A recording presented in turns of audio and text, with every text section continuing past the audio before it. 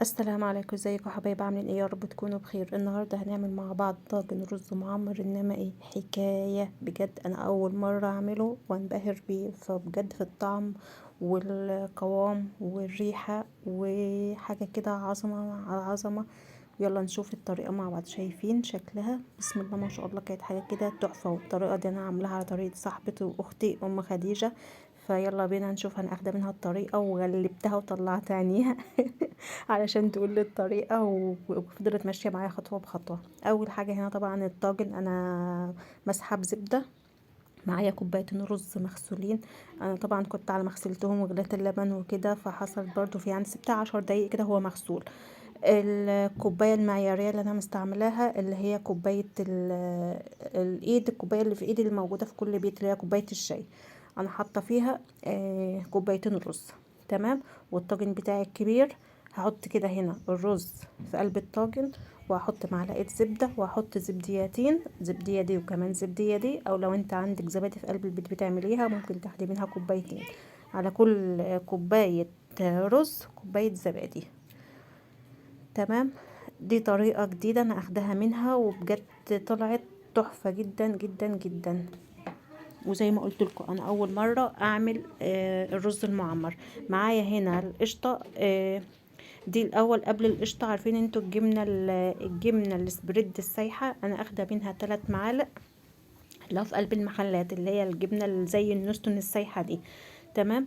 اخدت منها يعني يعتبر 3 معالق كده، حطيتهم فوقها، وكمان بتاع 4 أو 5 معالق قشطة. القشطة دي البلدي، ما فيش متوفر عندك قشطة بلدي ممكن تستخدمي القشطة اللي في قلب المحلات عادي.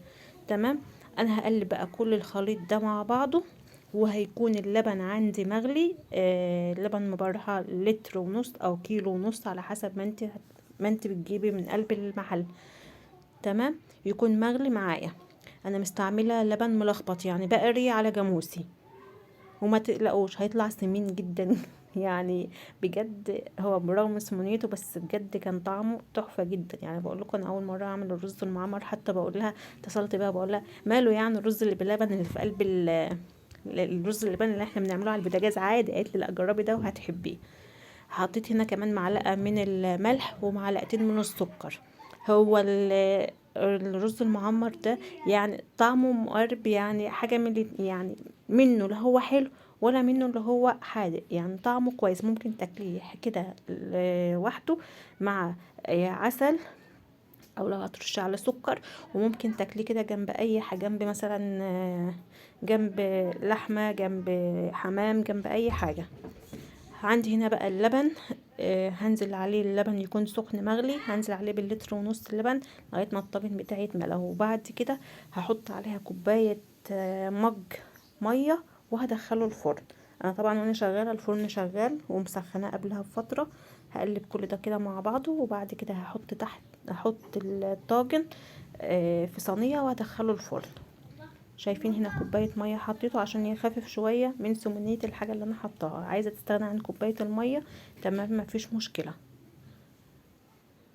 هقول لكم برضو كذا نصيحه وانتوا بتعملوا الرز المعمر ده. لو لقيتوه كمان عامل طبقه فيها ميه، يعني حاولوا تغزغزوا كده الرز كده لتحت عشان الميه تصفى لتحت. شايفين انا هنا حطيت الطاجن تحت خالص في قلب الفرن من تحت، وقعد فتره لغايه ما الوش بتاعه اتحمر كده. شايفين؟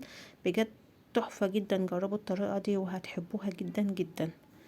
طريقة بسيطة جدا جدا، وانا بجد حاجة كده عظمة زي ما بيقولوا. نهاية الفيديو، اتمنى يكون الفيديو عجبكم. لو عجبكم متنسوش من لايك وشير وسبسكرايب للقناة، واتركوا في حفظ الله ورعايته، واقول لكم باي باي.